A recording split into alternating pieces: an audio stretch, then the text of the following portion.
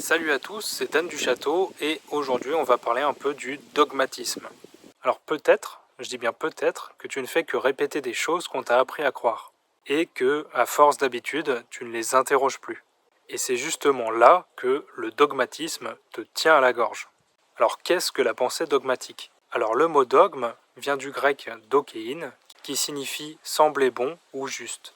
Mais déjà dans cette signification, dans cette étymologie, il faut se méfier. On parle bien de ce qui semble bon et de ce qui semble juste, pas de ce qui est bon et de ce qui est juste. Un dogme, à l'origine, c'est une proposition qui est tenue pour vraie sans être interrogée, sans être questionnée. Dans les religions, par exemple, les dogmes sont les vérités révélées.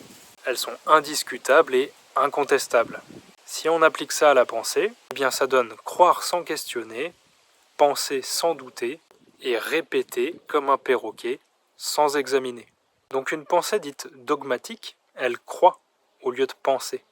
Elle rejette le doute alors que c'est justement ça qui fait de nous des êtres pensants. Alors comment est-ce qu'on peut reconnaître une pensée dogmatique? La pensée dogmatique, elle ne se présente jamais frontalement.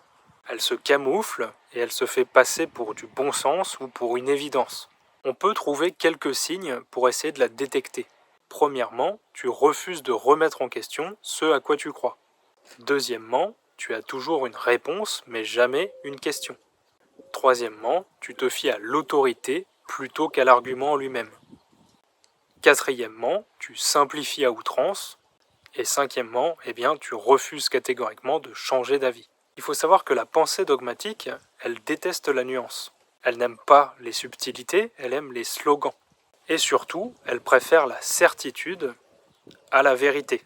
Avoir la certitude de quelque chose, croire profondément à une chose, ne signifie pas pour autant que cette chose est vraie.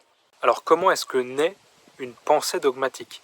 On n'est pas dogmatique par nature. En fait, on le devient par l'école, par la famille, par l'éducation, les réseaux sociaux, etc.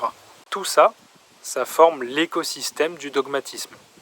À force d'entendre les mêmes idées rabâchées depuis que tu es tout petit, évidemment, tu les intègres comme si c'était des vérités absolues. Tu les intègres comme si c'était naturel.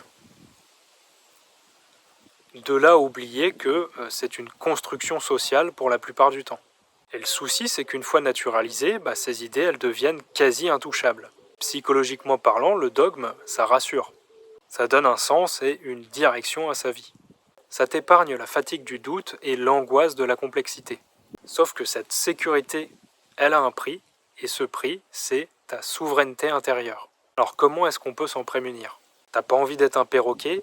Eh bien, il faut aiguiser certaines compétences. Premièrement, adopte un doute actif. Ce à quoi tu penses, pourquoi est-ce que tu le penses? Sur quoi ça repose? À qui ça profite? Et pose-toi la question, et si l'inverse était vrai? Et ça, c'est un super exercice. Par exemple, imaginons que je pense que la démocratie soit le système, le régime le plus juste pour défendre et permettre la liberté. Et si l'inverse était vrai? Si la démocratie était en fait le pire système pour permettre à l'individu de s'épanouir? Si la démocratie était le régime qui enfermait justement le plus l'individu? La démocratie ne serait-elle pas alors plutôt l'illusion de la liberté et la soumission de la masse? Je vous laisse creuser cet exemple, c'est pas mon but ici. Deuxièmement, et ça c'est impératif, lis ceux qui pensent autrement que toi. Lis des gens qui te dérangent, qui t'offusquent. Lis des opposants. Pas forcément pour changer d'avis, mais pour tester ton propre raisonnement. Ça peut d'ailleurs aussi te permettre de le renforcer sans pour autant rentrer dans du dogmatisme.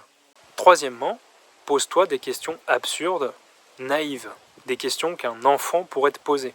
Par exemple, pourquoi est-ce qu'on mange 3 fois par jour? Est-ce que c'est une nécessité biologique ou une invention culturelle? Est-ce que c'est pour se synchroniser socialement? Parce que manger 3 fois par jour, croyez-moi, ça n'a pas tant de sens que ça.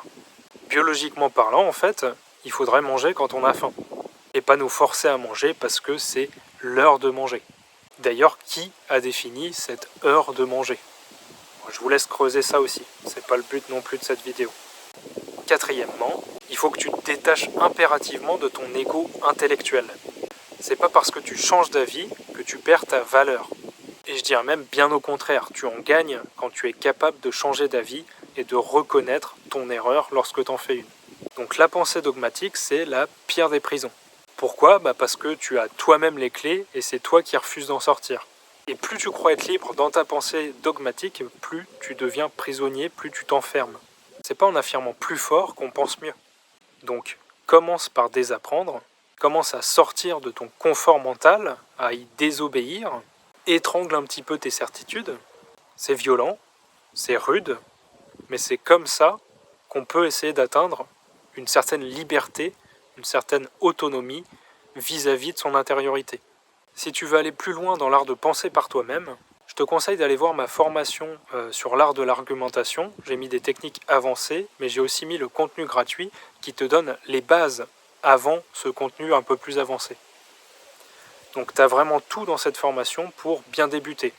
À savoir que c'était ma première formation, donc elle est à un prix symbolique, plus qu'abordable pour ce que c'est et pour la valeur que ça va t'apporter.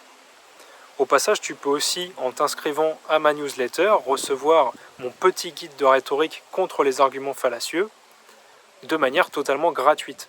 Tout est en description et si tu veux soutenir mon travail, partage la vidéo, like-la et commente. Allez, ciao!